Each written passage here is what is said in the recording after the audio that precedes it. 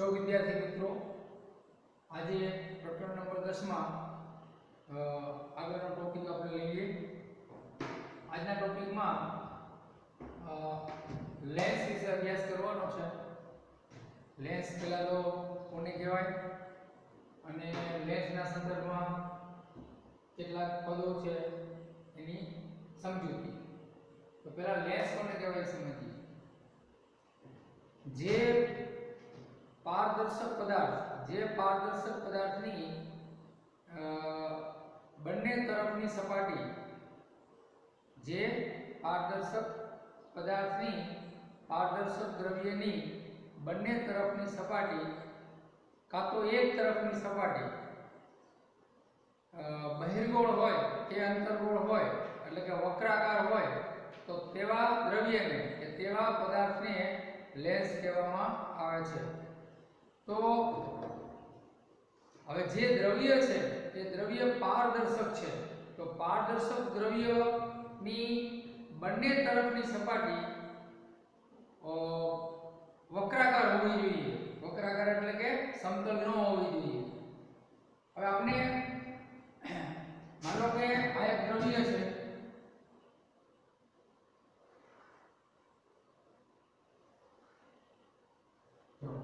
आज आ एवं द्रव्य है कि जे मानो के पारदर्शक है। पारदर्शक कोने कहेवाय ए आपणे આગળના ટોપિકમાં મેં તમને સમજાવ્યું હતું કે જે દ્રવ્યની આરપાર જોઈ શકાય જે પદાર્થની આરપાર જોઈ શકાય તે દ્રવ્ય કે તે પદાર્થને પારદર્શક પદાર્થ કહેવામાં આવે છે। તો જે સામાન્ય કાચ હોય કે જેની આરપાર જોઈ શકાય सामान्य काच तो आ मानो के काचનું एक द्रव्य છે तो आ काचना द्रव्यની एक बाजुની સપાટી વક્રાકાર છે બીજી બાજુની સપાટી પણ વક્રાકાર છે। તો જે દ્રવ્યની બંને તરફની સપાટી વક્રાકાર હોય જે પારદર્શક દ્રવ્યની બંને તરફની સપાટી વક્રાકાર હોય તેને લેન્સ કહેવામાં આવે છે। मान लो कि आनी बे तरफनी सपाटी वक्राकार है तो आने द्विबहिर्गोळ लेंस कहेवामां आवे छे। હવે આ રીતે હોય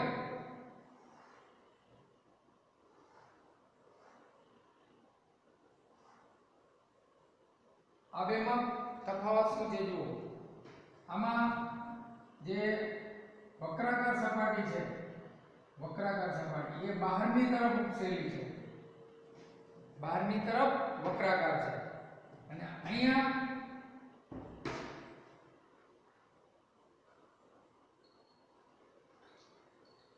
આમાં જુઓ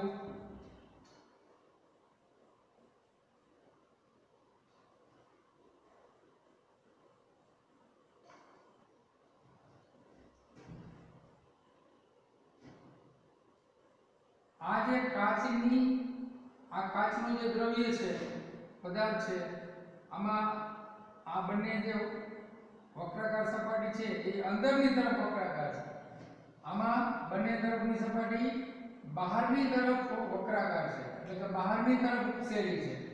આમાં બન્ને तरफनी सपाटी वक्राकार सपाटी अंदरनी तरफ वक्राकार छे।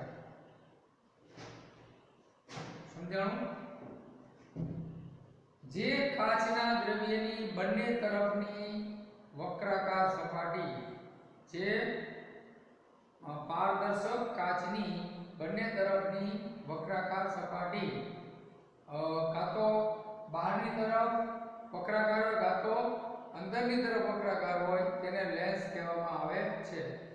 तो આપણે લેન્સ એટલે શું જે પારદર્શક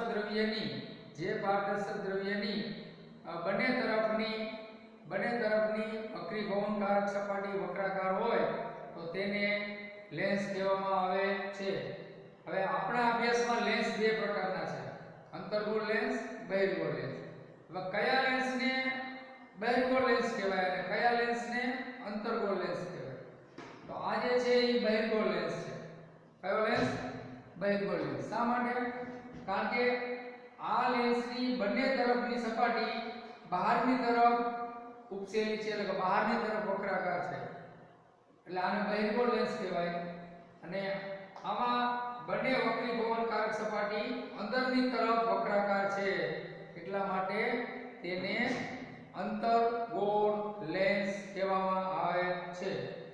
હવે બહિર્ગોળ લેન્સ હોય, બહિર્ગોળ લેન્સમાં માન લો કે એક જ સપાટી, બહિર્ગોળ લેન્સની એક જ સપાટી વક્રાકાર છે અને બીજી સપાટી વક્રાકાર નથી. આ રીતે આવો પણ લેન્સ હોઈ શકે. જુઓ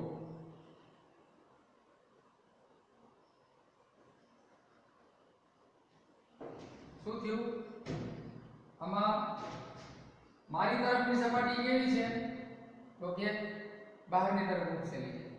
આ બાજુની સપાટી કેવી છે તો કે સમતલ છે. તો આવા પ્રકારના લેન્સને એક બહિર્ગોળ લેન્સ કહેવામાં આવે છે. એક બહિર્ગોળ લેન્સ એટલે કે એની એક તરફની સપાટી વક્રાકાર છે, બીજી તરફની સપાટી વક્રાકાર છે નહીં. પણ જો બંને તરફની સપાટી વક્રાકાર હોય તો એને શું કહેવામાં આવે છે, દ્વિબહિર્ગોળ. તો આ આકૃતિ જે છે આને દ્વિબહિર્ગોળ કહેવાય. કેવો લેન્સ? દ્વિબહિર્ગોળ લેન્સ. શા માટે? એની બંને તરફની સપાટી વક્રાકાર છે. વ્યવહારની અંદર સામાન્ય રીતે દ્વિબહિર્ગોળ લેન્સ હોય કે દ્વિઅંતર્ગોળ લેન્સ હોય, આને દ્વિઅંતર્ગોળ લેન્સ કહેવાય, આને દ્વિબહિર્ગોળ લેન્સ કહેવાય. એટલે કે દ્વિબહિર્ગોળ લેન્સ કે દ્વિઅંતર્ગોળ લેન્સને વ્યવહારમાં સામાન્ય રીતે બહિર્ગોળ લેન્સ અથવા તો અંતર્ગોળ લેન્સથી ઓળખવામાં આવે છે.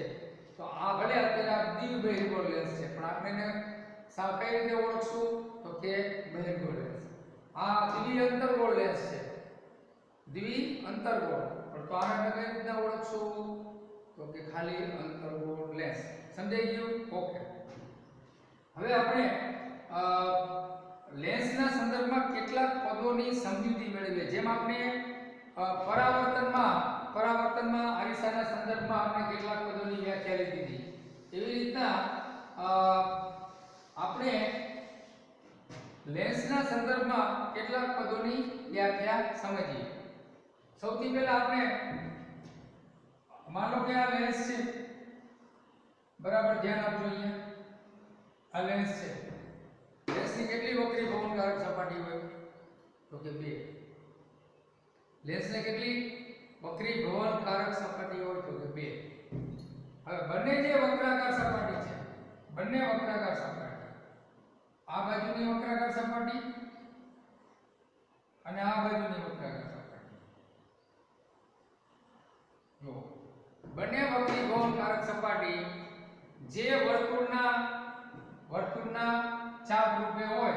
હવે આ જે વક્રીભવનકારક સપાટી છે આ તરફની, તો આ જે વર્તુળનું ચાપ હોય એ વર્તુળ તમે પૂરું કરો તો તમને અહીંયા આપણે એક વર્તુળ મળશે. આ રીતે સમજણ પડી? તો લેન્સની મારા તરફની જે વક્રાકાર સપાટી હતી એ કયા ગોળાના ભાગરૂપે થઈ તો કે આ ગોળાના ભાગરૂપે થઈ. હવે આ સપાટી જે છે આ બાજુની સપાટી, તો આ વક્રીભવનકારક સપાટી જે વર્તુળના ચાપ રૂપે હોય તે વર્તુળ આ રીતે થશે. ક્લિયર?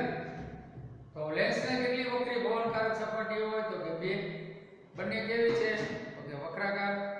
હવે બંને વક્રાકાર સપાટી જે કાચના ગોળાના ભાગરૂપે હોય, જે કાચના ગોળાના ભાગરૂપે હોય તેને આપણે આ રીતે આ બાજુની વક્રીભવનકારક સપાટી છે આ ગોળાના ભાગરૂપે છે અને આ વક્રીભવનકારક સપાટી છે આ ગોળાના ભાગરૂપે છે. સમજણ પડી? હવે અહીંયા આ જે કાચનો ગોળો છે અને આપણે આ કાચના ગોળાનું જે કેન્દ્ર છે એને આપણે C1 કહીએ. C1 એટલે પહેલા કાચના ગોળાનું કેન્દ્ર C1, બીજા કાચના ગોળાનું કેન્દ્ર C2. બધાને સમજાણું?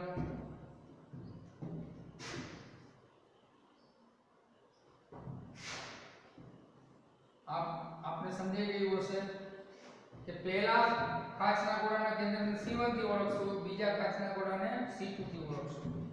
હવે આ બંને જે C1 અને C2, C1 અને C2, C એટલે સેન્ટર, સેન્ટર એટલે ગોળાનું કેન્દ્ર. હવે જે ગોળાના કેન્દ્ર છે C1 અને C2 એને આપણા ગોળીય લેન્સના સંદર્ભમાં વક્રતા કેન્દ્ર કહેવામાં આવે છે. શું કહેવામાં આવે છે? લેન્સના વક્રતા કેન્દ્ર C1 અને C2 કહેવામાં આવે છે. તો લેન્સને કેટલા વક્રતા કેન્દ્ર થયા? તો કે 2, C1 અને C2. બીજું, બંને વક્રતા કેન્દ્ર, લેન્સના બંને વક્રતા કેન્દ્રમાંથી પસાર થતી જો રેખા લઈએ, આ લેન્સના બંને વક્રતા કેન્દ્રમાંથી પસાર થતી રેખા C1 અને C2 માંથી પસાર થતી તમે રેખા દોરો, તો આ જે રેખા છે એ C1 અને C2 બિંદુમાંથી પસાર થવી જોઈએ. C1 અને C2 બિંદુમાંથી પસાર થવી જોઈએ. જો આ C1 અને C2 માંથી પસાર થતી રેખા C1 અને C2 માંથી પસાર થતી રેખા, તો એને શું કહેવામાં આવે છે? તો કે લેન્સની મુખ્ય અક્ષો. જેમ આપણે અરીસામાં આપણે મુખ્ય અક્ષની વાત કરી હતી, એ જ રીતના આને કહેવામાં આવે છે લેન્સની મુખ્ય અક્ષ. તો લેન્સની મુખ્ય અક્ષ કેવી રીતના વ્યાખ્યાયિત થઈ? તો કે લેન્સના બંને વક્રતા કેન્દ્ર C1 અને C2 માંથી પસાર થતી કાલ્પનિક રેખાને લેન્સની મુખ્ય અક્ષ કહે છે. ઓકે, હવે આગળ જઈએ. હવે જે લેન્સ છે, લેન્સનું જે કેન્દ્ર છે, આ આપણો લેન્સ છે, આટલો ભાગ છે એ આપણો લેન્સ છે. આ જે લેન્સ છે એ લેન્સનું જે કેન્દ્ર છે, લેન્સનું કેન્દ્ર અહીંયા આવશે. લેન્સનું જે કેન્દ્ર બિંદુ છે આ, તો લેન્સનું કેન્દ્ર બિંદુ અહીંયા કેન્દ્ર બિંદુ હોય, આને કહેવામાં આવે છે ઓપ્ટિકલ સેન્ટર. ઓપ્ટિકલ સેન્ટર લેન્સના કેન્દ્ર બિંદુને લેન્સનું પ્રકાશીય કેન્દ્ર O કહે છે. O એટલે ઓપ્ટિકલ સેન્ટર. હવે ઓપ્ટિકલ સેન્ટર બિંદુ કોના ઉપર આવશે? તો કે લેન્સનું કેન્દ્ર બિંદુ તો છે એ સિવાય એ મુખ્ય અક્ષ પરનું બિંદુ પણ છે. કોના પરનું? તો કે લેન્સના મુખ્ય અક્ષ પરનું બિંદુ છે. એટલે કે લેન્સનું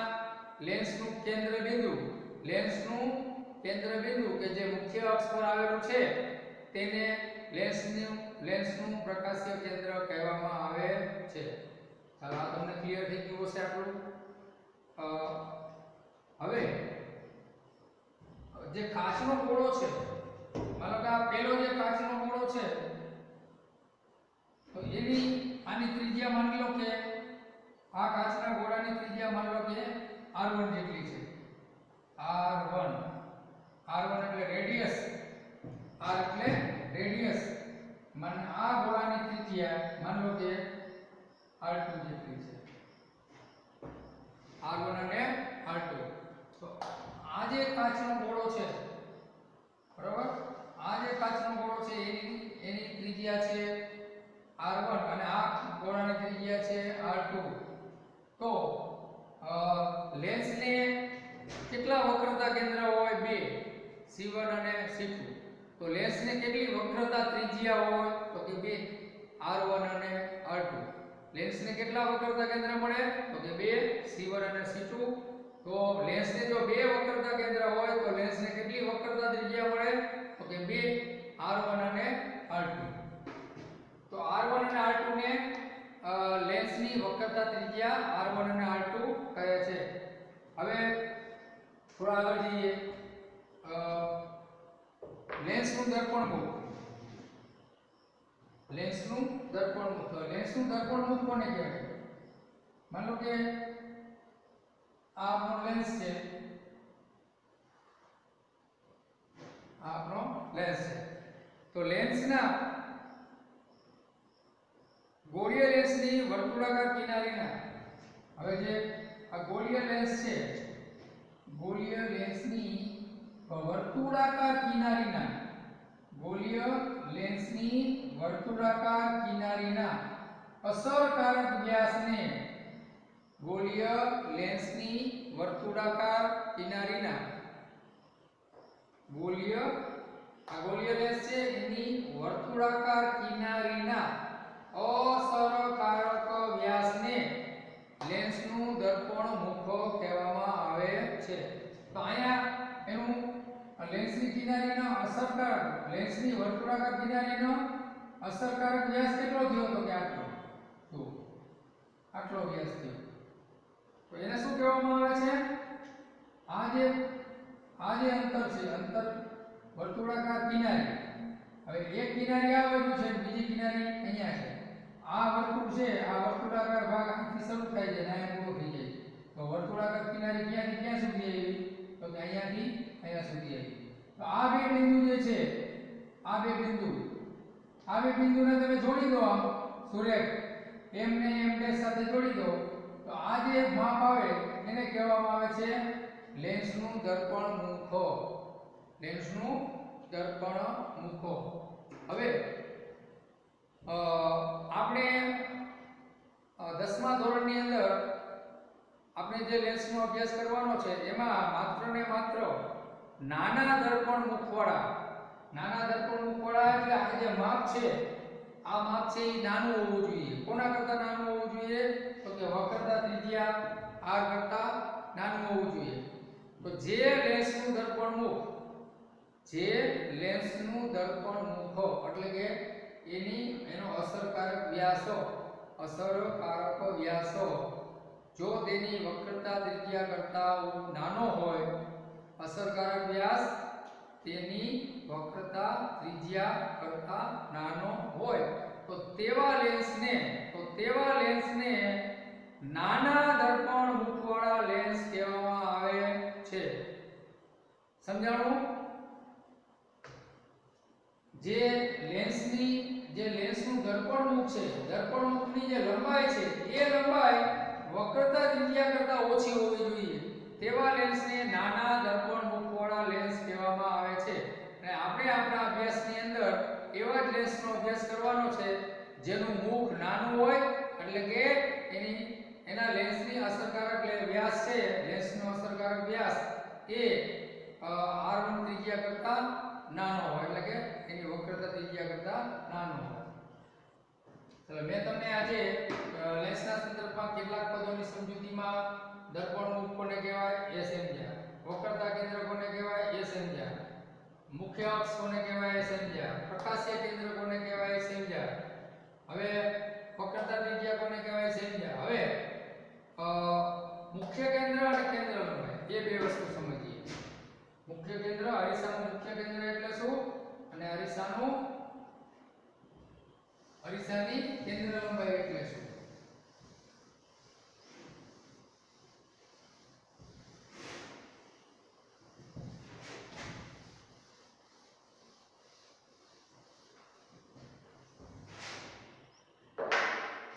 જો આ માન લો કે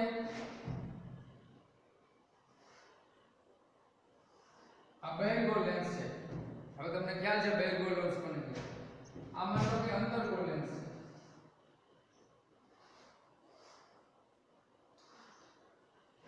અંતર્ગોળ લેન્સ અને બહિર્ગોળ લેન્સ. હવે આ જે છે, માન લો કે આ બહિર્ગોળ લેન્સ છે એની મુખ્ય અક્ષ, બહિર્ગોળ લેન્સની મુખ્ય અક્ષ. તો અહીંયા શું આવે? Optical centre. એ રીતના અંતર્ગોળ લેન્સ છે, આ એની મુખ્ય અક્ષ. અહીંયા શું આવે? Optical centre. ઓપ્ટિકલ સેન્ટર એટલે પ્રકાશીય કેન્દ્ર. હવે લેન્સને કેટલી વક્રી ભવનકારક સપાટી હોય? 2. લેન્સને કેટલી વક્રી ભવનકારક સપાટી હોય? 2. લેન્સની એક તરફની સપાટી અને લેન્સની બીજી તરફની સપાટી, બંને સપાટી વક્રી ભવનકારક છે, એટલે કે બંને સપાટી પર વક્રીભવન થઈ શકે છે.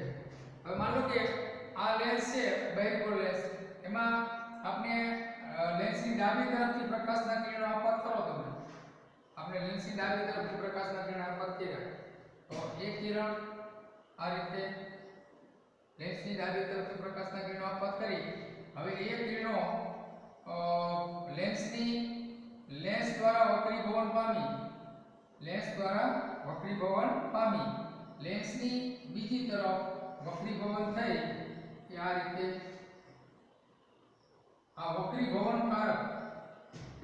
વક્રીભૂત કિરણ છે, આ આપાત કિરણ છે, તો આપાત કિરણનું લેન્સ દ્વારા શું થયું તો કે વક્રીભવન થયું, વક્રીભવન થઈ આ બે વક્રીભૂત કિરણો ક્યાં ભેગા થયા તો કે મુખ્ય અક્ષ પરના એક બિંદુએ ભેગા થયા, ક્યાં ભેગા થયા તો કે મુખ્ય અક્ષ પરના એક બિંદુએ ભેગા થાય છે, તો આ જે બિંદુ છે એને કહેવામાં આવે છે F1 ફોકલ પોઈન્ટ એટલે કે મુખ્ય કેન્દ્ર, જેમ આપણે અરીસાના સંદર્ભમાં મુખ્ય કેન્દ્રની વ્યાખ્યા આપી હતી એ જ રીતના લેન્સના સંદર્ભમાં મુખ્ય કેન્દ્ર એટલે શું તો કે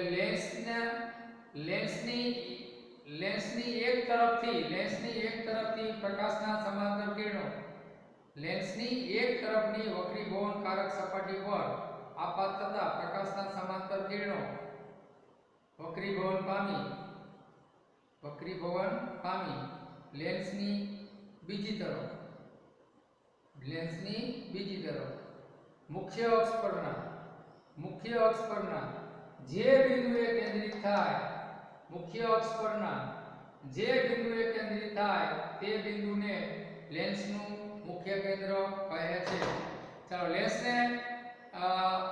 લેન્સને બે વક્રીભવનકારક સપાટી છે એટલે લેન્સને બે વક્રતા કેન્દ્ર થયા, લેન્સની બે વક્રતા ત્રિજ્યા થઈ, એવી જ રીતના લેન્સની બે વક્રીભવનકારક સપાટી હોવાથી તમે લેન્સની બંને તરફથી પ્રકાશને આપાત કરી શકો છો, માટે લેન્સમાં કેટલા મુખ્ય કેન્દ્ર પણ મળી શકે તો કે લેન્સમાં બે મુખ્ય કેન્દ્ર પણ મળે।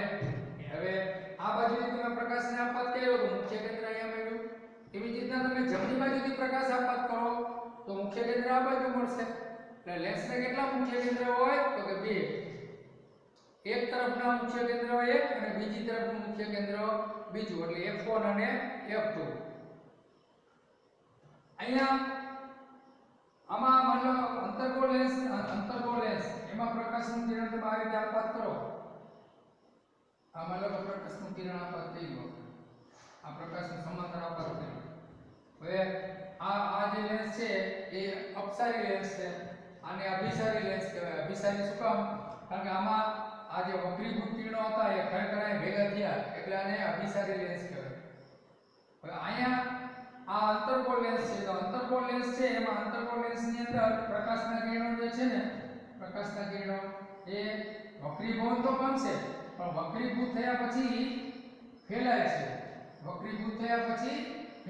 આ રીતે જુઓ, આ તો આ જે બંને કિરણો છે એ વાંકા વળ્યા, વક્રીભવન થયું પણ ભેગા થતા નથી એટલે આવા કિરણોને અપસારી કિરણો કહેવાય, આ કિરણોને અભિસારી કિરણો કહેવાય।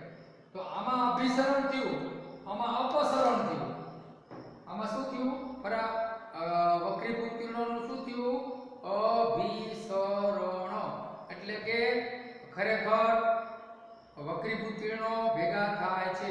આમાં વક્રીભૂત કિરણો વક્રીભવન થયું પણ વક્રીભૂત કિરણો ભેગા થતા નથી એટલે કે અહીંયા અપસરણ થયું। તો આ લેન્સને અપસારી લેન્સ કહેવાય, આ લેન્સને અભિસારી લેન્સ કહેવાય। અભિસારી લેન્સની અંદર વક્રીભવન થયા પછી વક્રીભૂત કિરણો ખરેખર ભેગા થાય છે એટલા માટે કેન્દ્રિત થાય છે।